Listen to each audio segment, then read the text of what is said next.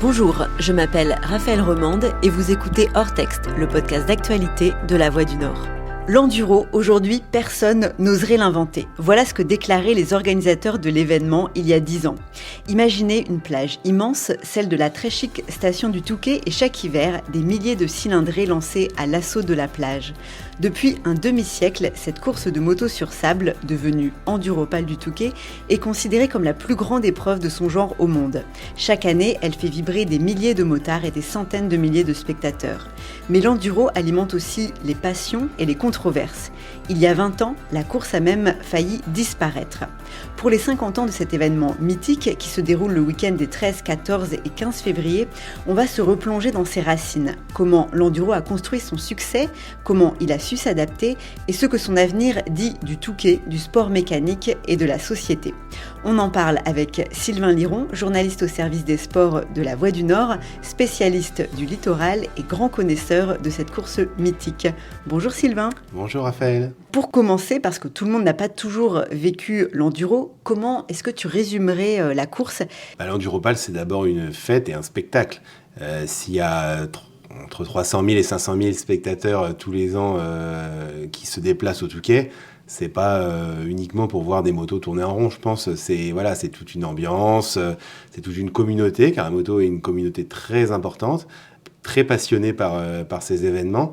Il y a à peu près 3000 pilotes engagés, donc ça fait des familles aussi qui viennent, des amis, des fans de moto. Oui, parce qu'on peut dire qu'il y a une course reine qui concerne les professionnels le dimanche, mais qu'en fait c'est tout un week-end avec tout un tas de courses différentes pour des amateurs, pour des jeunes, c'est très divers en fait. C'est surtout que la course du dimanche, justement, elle a été inventée pour mélanger quelques professionnels, 4, 5, 6, ils sont très très peu à vivre de la moto, à une masse d'amateurs qui sont plus de 1200 au départ, donc c'est plutôt 1200 amateurs et une dizaine de pilotes pro grand maximum qui se mélangent justement. Et alors ça, c'est effectivement la course reine du dimanche, celle qui a, pendant les premières éditions, qui était la seule. Et ensuite, on lui a ajouté d'autres épreuves. Alors, on a ajouté des épreuves pour enfants, des épreuves pour juniors, des épreuves de quad, et désormais, l'épreuve qui fait beaucoup causer dans la moto, c'est l'épreuve vintage avec des vieilles motos. Je dis vieilles entre parenthèses, car elles sont de moins en moins vieilles. Mais en tout cas, des vieilles motos. Et donc voilà, il y a énormément d'engouement également dans cette course, qui est quasiment 1000 engagés désormais, le vendredi, en apéritif du week-end. Alors, on l'a dit, la course fête ses 50 ans. À l'origine, c'était un peu un pari fou, c'était celui de redynamiser la station balnéaire du Touquet. Est-ce que tu peux raconter la genèse, la création, l'invention même de cette course ? Alors c'est simple, le maire de l'époque, Léonce Depré, a cherché à remplir la station l'hiver, puisque le Touquet, c'est une station balnéaire qui vit principalement du tourisme. Et donc, il fallait trouver des événements pour remplir les hôtels, de ses propres mots. Il a demandé à Thierry Sabine, qui était à l'époque responsable du tourisme au Touquet, qui a ensuite inventé le Paris-Dakar. Il a demandé donc à Thierry Sabine, qui était un jeune attaché de presse qui travaillait pour la mairie du Touquet, d'inventer un événement qui puisse remplir la station l'hiver. Étant lui-même intéressé par la moto, il a pensé à faire courir des motos, mais il ne s'est pas limité à ça, parce que comme il voulait que ça marche, il a activé tous ses réseaux médiatiques. Et alors, la petite anecdote qui est amusante, qu'on raconte parfois, c'est qu'il a fait venir, pour faire venir le maximum de journalistes à cette première édition où personne ne savait à quoi s'attendre, il a organisé le championnat de France de scrap des journalistes dans le grand hôtel du Touquet, le Westminster le plus prestigieux. Et donc, tous les spécialistes de tous les journaux français, parce qu'à l'époque, ça devait se faire, il y avait un championnat de France de Scrabble. Donc, il a fait venir je ne sais combien de journalistes pour le championnat de France de Scrabble, qui ensuite ont été opportunément emmenés à la plage. Et ils ont pu constater de leurs propres yeux les débuts de l'Enduropal, et qui a assez vite pris de l'ampleur. On peut citer quelques chiffres. En 1982, on parle déjà de 1100 participants et surtout de plus de 200 000 spectateurs. Pourquoi est-ce que ça a pris assez vite ? Comment expliquer le succès ? Le succès, c'est un petit peu ce qu'on disait juste avant, c'est-à-dire le mélanger les amateurs aux professionnels. On dit que ça a grandi très vite, puisque la première édition, c'était environ 250 ou 280 engagés. Puis ensuite, l'année d'après, on avait passé les 500. La troisième année, les 800. Et dès la quatrième année, en 1978, on est arrivé à 1000. Ce mélange, cette opportunité pour les motards, en plus, les premières années, c'était pas des motos spécialisées, c'était vraiment n'importe qui venait avec sa moto et qui pouvait rouler sur la plage, donc c'était une chance, et en plus il se confrontait à des champions. Donc ça a tout de suite plu. Ça a été bien orchestré aussi par Thierry Sabine, qui a su médiatiser la chose et qui a su la rendre assez populaire, et les gens ont adhéré. Et 1982, c'est l'année où les marques commencent à prendre ça au sérieux. Et là, ça grossit encore de plus en plus parce que les grosses marques, notamment KTM, arrivent en se disant c'est fini, c'est la fin de l'amateurisme. Nous aussi, on veut gagner l'Enduropal du Touquet. Et donc là, pour qu'une grande marque se déplace avec une équipe officielle, ça voulait dire que les choses commençaient à devenir sérieuses et que les retombées étaient intéressantes pour le business de la moto. On a parlé du succès populaire, et sur le plan sportif, comment expliquer le succès ? Est-ce que c'est le fait de mettre des motos dans du sable, qui est un environnement a priori pas très accueillant ? Est-ce que c'est des grands pilotes qui ont fait la renommée de l'Enduropal ? Effectivement, très vite, c'est des pilotes effectivement assez connus de l'époque qui ont gagné les premières éditions, ce qui a sans doute donné envie à d'autres de venir les défier. Le premier grand champion de l'enduro, c'est donc à partir de 1982, justement, le néerlandais Kees van der Ven, qui a gagné 5 fois d'affilée l'enduro et qui était lui-même un grand pilote de motocross. Et donc, il doublait la saison de motocross et il venait en extra, courir et gagner systématiquement l'enduro du Touquet. Aujourd'hui, c'est un peu différent. On va dire que les grands champions de motocross font du motocross, et que sur le sable, on va dire que c'est un peu plus des spécialistes du sable, soit parce qu'ils n'ont pas réussi à percer dans le motocross et que le sable est une superbe porte-sortie, soit parce qu'ils sont juste passionnés de sable, tout simplement. Et alors justement, j'allais te demander, c'est quoi la spécificité du sable ? Alors, une des spécificités des courses de sable, c'est les amateurs. C'est-à-dire qu'une course de motocross, ils sont 20 ou 25 au départ, entre tous pilotes de bon niveau. Ils ne vont pas forcément se prendre un tour ou au dernier, et puis celui qui est devant, il roule devant, il n'a personne pour le gêner, il essaie d'aller le plus vite possible. Aux courses de sable, dès le deuxième tour, le premier rejoint les derniers. Parce qu'il y a une différence de niveau colossale. Donc, c'est-à-dire que très vite, au bout de 10-15 minutes de course, comme disent les pilotes, la vraie enduro du Touquet commence. La vraie course, elle commence quand on commence à devoir zigzaguer au milieu des amateurs, qui vont parfois 2, 3, 4 fois moins vite, qu'il faut savoir éviter. Donc, il faut savoir à la fois aller le plus vite possible, et bien sûr faire valoir son pilotage, etc.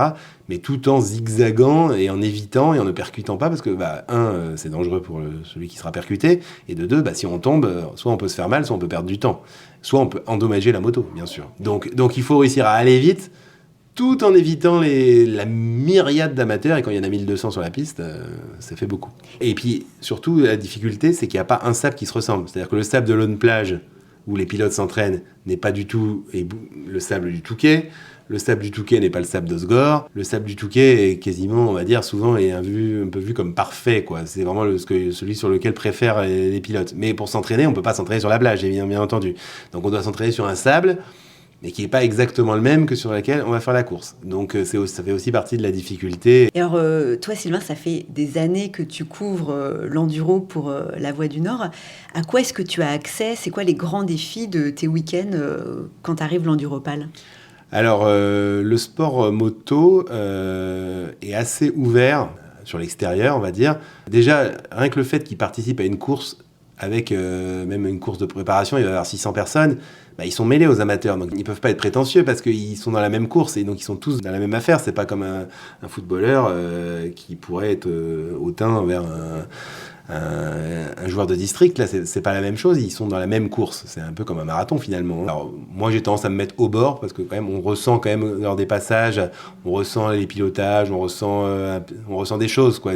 C'est pas pareil que de regarder à la télé. On peut aller dans les stands aussi, on a accès aux stands de manière très ouverte, c'est-à-dire que on peut quasiment être à côté de celui qui met l'essence. C'est parfois même surprenant la première fois qu'on le fait. Et, on zigzague aussi dans l'allée des stands où ils sont, donc parfois ça klaxonne parce qu'il y a tellement de gens qui sont dans ces stands qu'on peut déranger, etc. C'est un petit peu fou. C'est un petit peu comme si au foot on était assis sur le banc de touche à côté de l'entraîneur. Il y a des gens plus ou moins ouverts, bien entendu, mais les champions sont quand même accessible pour les gens. Et pour nous, tant mieux, mais surtout pour les gens, c'est ça qui est important. Donc tu le disais, il y a un côté légende de l'enduro. On peut notamment citer Arnaud de Mester ou Kees van der Ven. Et puis on peut aussi parler des Potisek, une famille très liée à l'histoire de l'enduro qui a été marquée par un drame terrible en 2009, puisque Timothée Potisek est décédé à l'entraînement. Alors on va écouter Rudy Potisek, son père, évoquer ce rapport à la sécurité dans les courses de moto. J'aurais appris à rouler, à faire le maximum attention, mais on savait, je savais, mon épouse savait qu'il y avait des risques. D'ailleurs, parce que moi-même, j'ai été accidenté. 2 fois, j'étais dans le coma, bon. Après, j'ai eu mon accident de bras qui a été fini la carrière, mais bon voilà, on sait qu'il y avait des dangers, c'est évident. Et puis, on est là et ça reprend et c'est dingue, quoi. L'enduro a toujours été une course dangereuse et cette réalité a été rappelée récemment par le décès de Raphaël Chollet, survenu à Graillan début janvier lors d'une course de préparation avant l'enduro. Est-ce que la sécurité, c'est une question qui sera toujours posée avec les courses, notamment l'enduro, ou est-ce que les pilotes cherchent sans cesse des améliorations ? On cherche des améliorations sur le parcours, notamment depuis une quinzaine d'années, alors notamment au Touquet. C'est David Oquier qui a gagné 2 fois l'enduro du Touquet, qui est le directeur de la course et qui trace la piste. Donc on estime que justement en tant qu'ancien champion, il a une certaine clairvoyance sur le tracé. Pour donner un exemple simple, le danger principal vient des bosses. C'est-à-dire que les bosses, si ça sert de tremplin et qu'on retombe sur un pilote qui est tombé en bas de la bosse et qu'on ne le voit pas et qu'on lui retombe dessus, beaucoup des morts récents, c'est ça. C'est-à-dire que c'est quelqu'un qui tombe de l'autre côté de la bosse, le pilote qui arrive à la bosse, lui, ne le voit pas. Le commissaire n'a pas encore eu le temps d'agiter son drapeau parce que c'est trop immédiat. Et le temps que le pilote suivant s'envoie en l'air et retombe, malheureusement, il lui retombe dessus. Et c'est comme ça qu'il y a eu quand même quelques drames, pas à l'enduro du Touquet, mais soit dans des courses annexes du championnat de France des sables, soit lors d'entraînement. Ça, c'est vrai que c'est une difficulté. Donc, la difficulté, c'est essayer de tracer les bosses moins dangereuses. Après, c'est un sport dangereux où il n'y a jamais de sécurité absolue, quoi. C'est quand même une préoccupation, d'autant que c'est un sport, à juste titre ou pas, qui est parfois critiqué. Donc, il y en a qui vont lui reprocher l'aspect environnemental, d'autres l'aspect sécurité. Disons qu'ils peuvent être attaqués sur pas mal de points et qu'effectivement, le côté sécuritaire est un point qui peut mettre en péril s'il y a trop de morts consécutifs, outre le drame pour les familles bien entendu, qui peut mettre en péril la pérennité de l'événement. On va dire c'est pas sérieux qu'autant de personnes perdent la vie pour une course de moto. Maintenant généralement c'est assez peut-être étonnant vu de l'extérieur. Les pilotes sont tellement conscients du danger, ils sont tellement habitués à... Parce que ça, par contre, les fractures, les machins, on ne pourra jamais les éviter. Ils sont tellement habitués aux fractures, tellement habitués aux blessures, qu'il y a une certaine fatalité, ils savent qu'ils prennent ce risque. Et il y a 3 ans, justement, le dernier mort qu'il y avait eu marquant, le pilote qui s'était tué, sa femme était venue expliquer était venue à l'enduro, en gros pour dire qu'elle en voulait à personne, qu'il était parti avec sa passion et que... Et voilà. Et c'est vrai que c'était un témoignage assez fort à entendre. C'est intégré aussi dans leur monde. Alors, ce qui fait le sel de l'enduro, c'est la présence énorme des amateurs. Alors, certains consacrent des mois de préparation, d'entraînement. C'est aussi beaucoup d'argent investi. Comment expliquer cette passion, notamment pour l'enduro ? Je crois que c'est entre eux et leur cœur. Parfois, ça vient, pas toujours, mais parfois ça vient de la famille. Le père l'avait fait, parfois la mère l'avait fait. Parce qu'il y a quand même quelques femmes. C'est fusionnel entre eux et cette course. Une fois, quand j'ai démarré dans l'enduro, le père d'un pilote assez connu m'a dit « Avec tout ce que j'ai dépensé dans l'enduro pour ma carrière puis celle de mon fils, je crois que j'aurais pu acheter 2 maisons. » Alors, c'est rarement des gens, évidemment, très, très pauvres, qu'il faut quand même un minimum, mais souvent, il y a pas mal d'artisans, parce qu'ils ont quand même du temps, ils peuvent faire des heures sup. Donc, chez les jeunes, comme ils ne sont pas pros, mais ceux qui veulent vraiment se consacrer, il y en a qui vont faire 7 mois de maçonnerie à fond, ils vont enchaîner les chantiers, mettre le maximum d'argent de côté, en habitant peut-être parfois chez leurs parents, donc pas avoir ce problème-là, et ensuite dépenser les 5 mois qui restent, ce qu'ils ont gagné, effectivement, dans leur moto.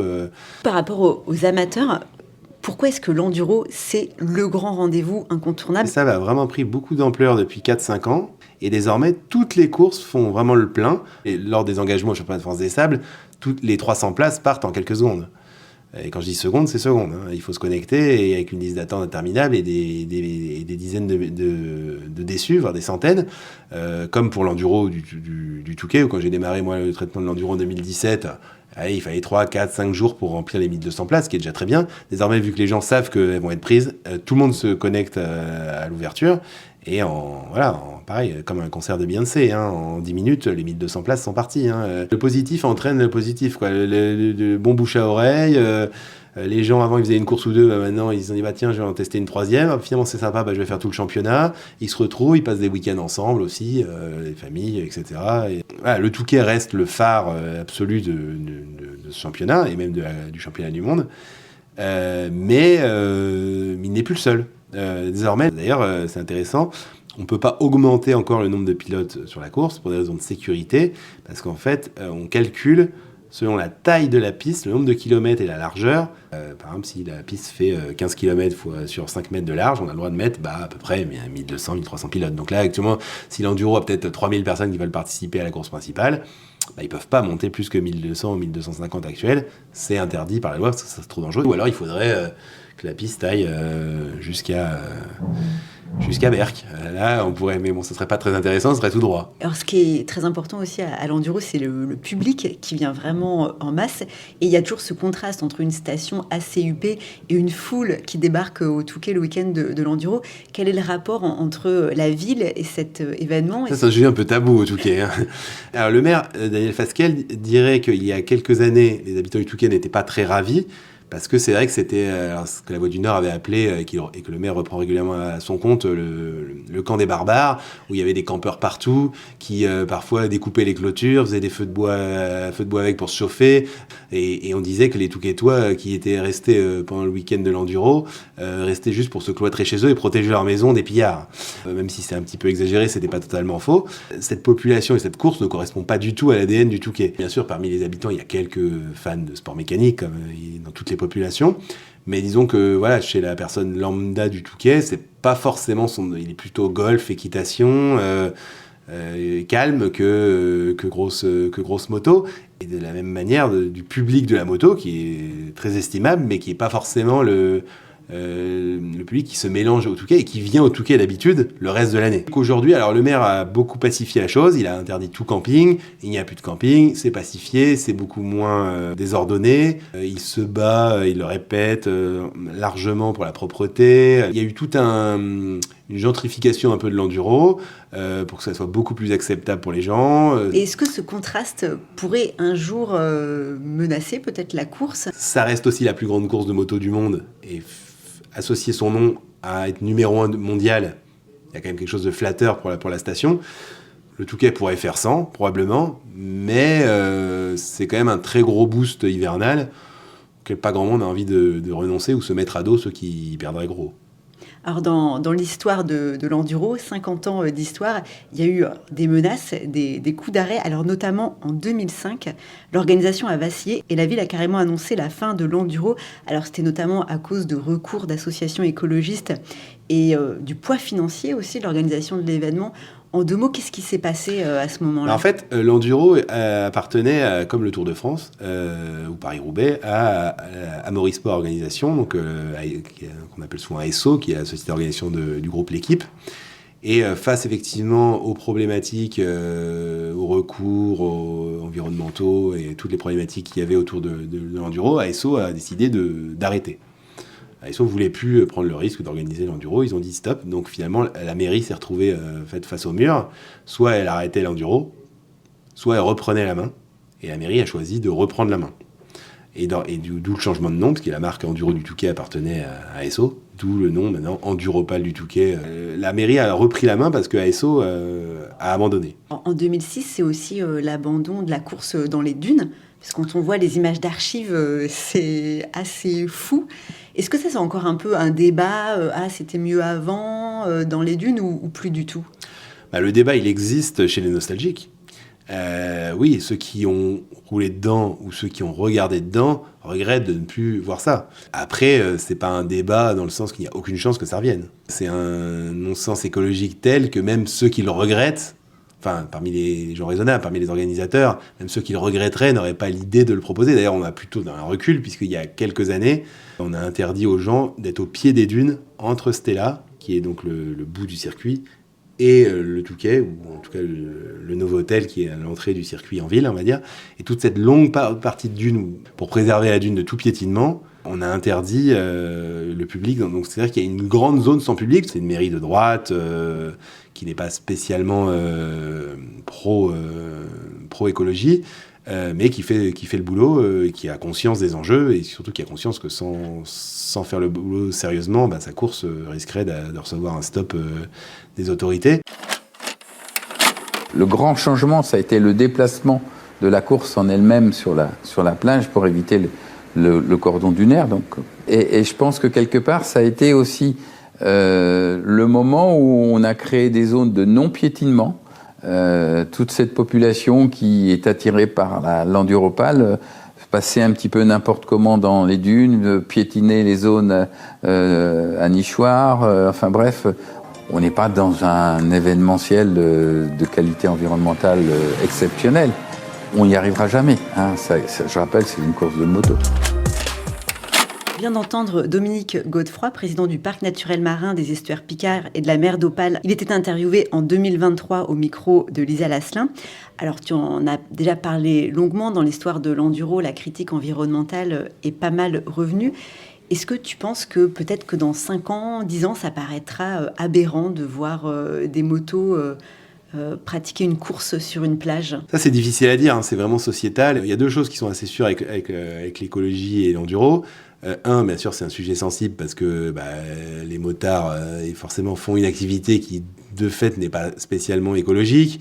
À côté de ça, ils se sentent quand même un petit peu victimes d'être pointés du doigt alors qu'ils ne sont pas les seuls. Alors déjà, rouler sur une plage ou rouler sur le périph', c'est la même chose. Hein, donc la pollution carbone, elle est la même. Ensuite, la principale pollution de l'enduro, c'est les spectateurs qui viennent, hein, en termes d'empreinte carbone. Avec une organisation fabuleuse, ils pourraient peut-être en réduire de 20 ou 30% l'empreinte carbone sans toucher une seule moto. Parce que c'est comment acheminer les gens dans ce petit bout de terre très très mal desservi qui pose problème. Hein. Ils ont fait beaucoup d'efforts quand même. Déjà, ils dépensent des fortunes dans les impacts environnementaux qui ne sont pas menés par eux, hein, qui sont menés quand même par des cabinets sérieux et pas par des cabinets de lobbying, etc., qui leur seraient acquis. Les pilotes se sont quand même relativement disciplinés. On a interdit les ravitaillements en piste pour pas qu'ils renversent de l'essence n'importe où. Il y a quand même énormément de progrès. Ils peuvent pas vraiment faire beaucoup mieux à part... éventuellement ne plus passer avec de l'essence électrique, sauf que les motos électriques pour l'instant ne sont pas vraiment adaptées au sable, elles n'ont pas d'autonomie là-dessus. Mais voilà, ils ont fait beaucoup d'efforts, donc finalement tous les points de vue peuvent s'entendre. Je pense qu'il ne faut pas le dépeindre comme un loup noir à absolument abattre l'enduro, ça serait caricatural et ça permettrait à beaucoup de gens de se laver les mains. Et à côté de ça, on ne peut pas non plus leur permettre de faire tout et n'importe quoi dans les dunes. Pour conclure, quels sont les grands défis qui attendent l'Enduropale du Touquet? Là, c'est fêter la 50e édition. Alors, il va y avoir, ils ont invité toutes les anciennes vedettes. Alors, ils vont mettre un pied à la course vintage le vendredi, soit en courant, carrément, soit en étant honoré. Il y aura des expositions, etc. Donc là, ça va quand même être une grande fête pour célébrer 50 éditions d'aventure. Hein. Et alors, la suite, c'est réussir peut-être à développer justement un championnat peut-être international plus performant qui permettent que l'enduro soit une vraie industrie, parce qu'actuellement il y a très peu de pilotes professionnels, il y en a quelques-uns, mais finalement il y en a peut-être 4-5 vraiment à 100%, 4-5 qui vivotent avec, et puis les autres qui sont vraiment des amateurs. Donc réussir à étendre au-delà du cercle franco-belge, néerlandais, anglais, étendre l'intérêt de l'enduro à l'international et des courses sur sable en général, pour en faire une industrie moto sportive pour que la discipline se développe encore plus et ne soit pas seulement au Touquet. Merci beaucoup Sylvain de nous avoir raconté la genèse et l'histoire de cette course mythique de l'Enduropal du Touquet. Une course qui va écrire une nouvelle page de son histoire le week-end du 13, 14 et 15 février avec à l'affiche donc le duel au sommet. Vous pouvez bien sûr suivre toute l'actualité de l'événement sur notre site internet. Vous pouvez également retrouver la série vidéo de Lisa Lasselin réalisée en 2023 d'où proviennent de nombreux sons de ce podcast. C'est la fin de Hors Texte. N'hésitez pas à nous suivre sur votre plateforme d'écoute préférée et à nous laisser une note ou un commentaire. Hors Texte, c'est le podcast d'actualité de La Voix du Nord à retrouver tous les jeudis.